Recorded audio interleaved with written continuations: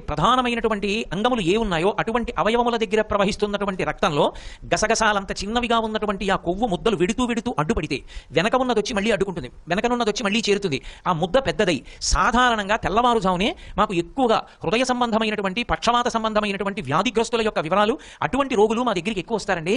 అందుకని మేము కూడా ఈ శరదృతు వస్తే అటువంటి వాళ్ళు ఎక్కువ వస్తారు అని లెక్క పెడతాము. ఆ మాట నిజమే. మీరు ఇప్పుడు చెప్తుంటే దీన్ని ఋషులు మంత్రద్రష్టలు కనుక ఒకనొకప్పుడు కాలంలో ఉండే వైపరీత్యాన్ని లెక్కలోకి తీసుకున్నారని అర్థమవుతోంది అన్నారు. కార్తీక మాసంలో నువ్వుల నూనె దీపాలు పెట్టమని అందుకే చెప్పింది శాస్త్రం. నువ్వుల నూనె ఎందు శనికి ప్రీతిపాత్రం. శని హృదయ గ్రంథికి అధిదేవతగా ఉంటాడు. ఆ హృదయ కవాటము ఆగిపోకుండా రక్త ప్రసరణం జరిగి ఆయుర్దాయం నిలబడాలి అంటే ఆవు నీతితో కానీ నువ్వుల నూనెతో కానీ పెట్టిన దీపం మించి వచ్చినటువంటి పొగ పీలిస్తే లోకమంతా సంరక్షింపబడుతుందని ఎక్కడ పడితే అక్కడ నూనె దీపాలు పెట్టడం కేవలం పూజ అన్న పేరే కాదు.